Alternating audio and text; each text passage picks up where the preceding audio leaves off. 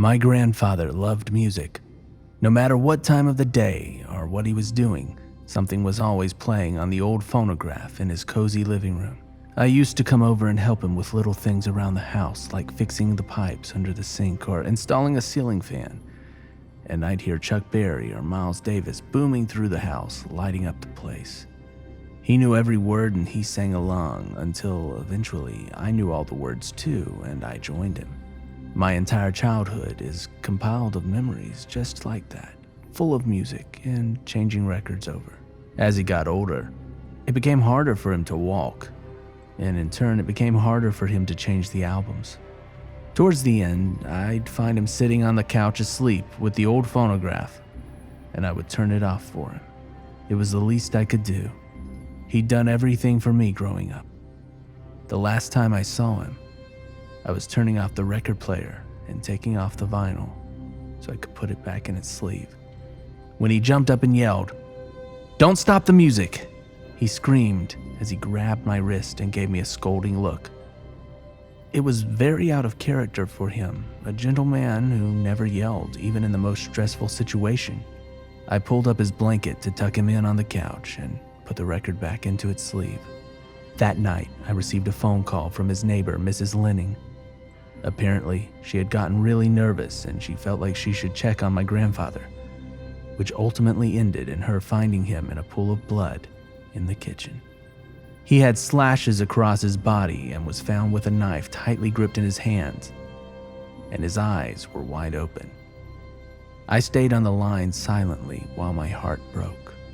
It was shocking news to me, but he had been fighting a battle with dementia for quite some time that at that point I figured something would have happened to him sooner or later.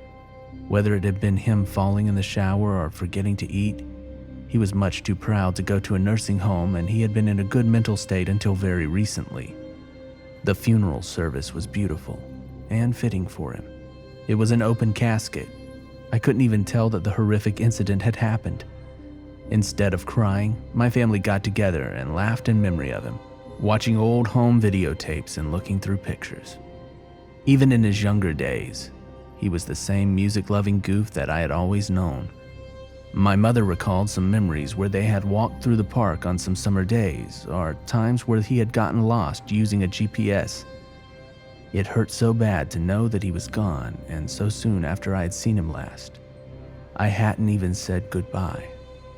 We met up again weeks later to discuss the will. My grandfather wasn't a very rich man, so we didn't think there'd be much to divvy up. "Brenda, my loving daughter, to you I leave my home."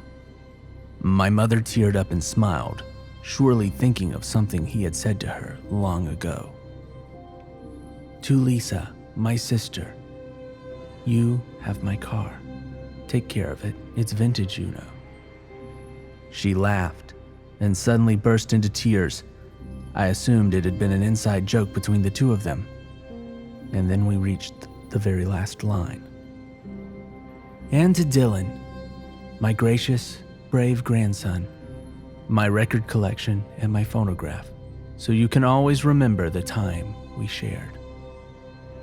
After reading that, I teared up and my heart broke all over again. Even in death, he was the best grandfather I could have ever asked for.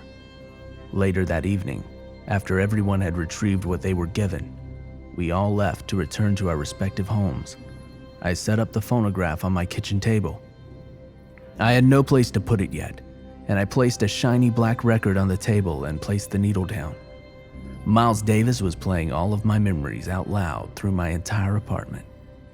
Days and days of ice cream and hot homemade dinners, and nights of hide and seek under the blankets.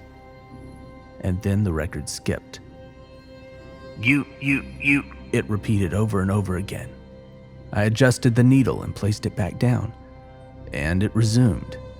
A couple of songs later, I turned it off and went to bed. The next day I went to work, walked my dog, and visited my mom to check in on her.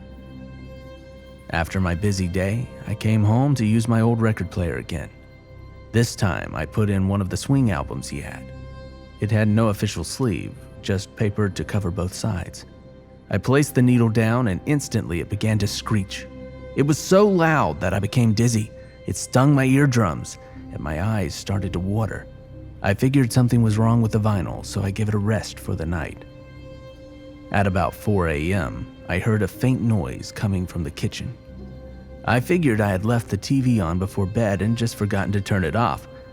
I shrugged and wiped away the tiredness from my eyes and headed towards the noise. As soon as I got into the kitchen, I realized that the TV was off, but the record player was on. It was skipping, and a record that I had never seen was playing, and it was repeating the same word over and over. R, R, R, R, R, R. Slightly uncomfortable, I took the needle off the record and went back to bed.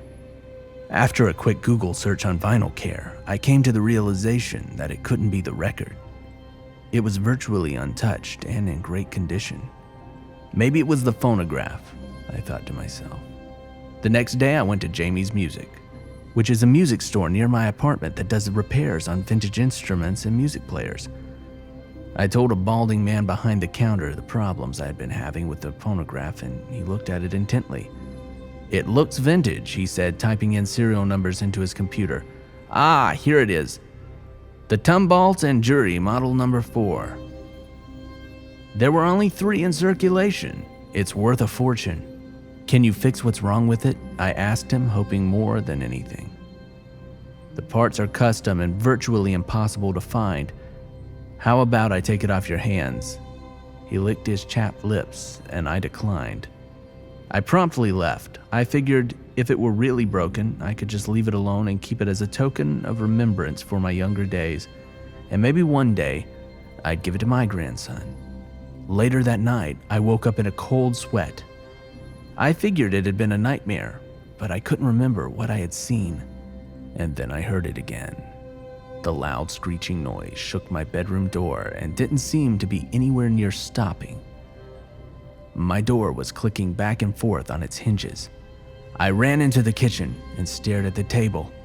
I didn't remember plugging in the record player, but after almost having my inheritance ripped off, I was a little distracted. I raised the needle and turned off the machine. As I was walking away, I heard a quiet sound coming from the record player. Dead, dead, dead, dead, dead, dead, dead. My heart jumped out of my chest as soon as I made out the word being repeated. The record player wasn't even on, yet it was threatening me. I moved the record player into the spare room and closed the door tight. I went into the living room and fell asleep to a talk show with 2 men talking about the importance of the bald eagle. Suddenly, the screen contorted into static and I could hear a quiet voice. I moved closer to the screen. It sounded like an old man crying. "Don't stop the record." I heard it so very faintly. So I moved even closer. The crying continued on, wailing, "Don't stop the record." I jumped off of my couch and hit the floor screaming. I realized it was morning now and I must have fallen asleep. I spent the morning thinking about what had happened. Was it all a nightmare? It would add up except for the fact that I woke up on the couch. I didn't have time to worry for too long, so I didn't. My nightmare had told me not to stop the record, so I just put on the nearest vinyl and put it on repeat, just for safe measure. At work, my coworkers noted how I looked tired, and I did feel noticeably more exhausted than I usually would. I walked into the bathroom to check my face and to see if I really looked as terrible as they said. I looked at my face and realized I looked much thinner. My cheekbones were much more pronounced and I had dark circles underneath my eyes. I looked so tired. After the bathroom, I feigned being nauseous to my boss so that I could go home and sleep. Maybe I just needed a couple of hours to rest. As I headed up to my apartment, I heard the screech again. This time it was so ridiculously loud that I was forced to my knees, screaming at the top of my lungs. I couldn't even hear my own yelling, yet I saw everyone else in my complex walking around casually. They couldn't hear it. I pushed through and made it to my door. The sound was so intense I started shaking in pain.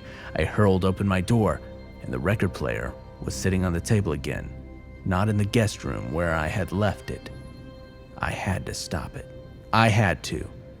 I ripped out the record and I smashed it. In my relief, I went to my bedroom. As I was walking, I saw the shadow of the phonograph, but it was different than I had seen before. Out of the tube, there was a twisted hand. I turned around and looked. There was a clawed, nasty arm poking out from the tube. "You shouldn't have stopped the record." The voice sounded strained and very clear. I ran to my spare room, took out my wooden baseball bat that I had bought a few summers ago, and ran back.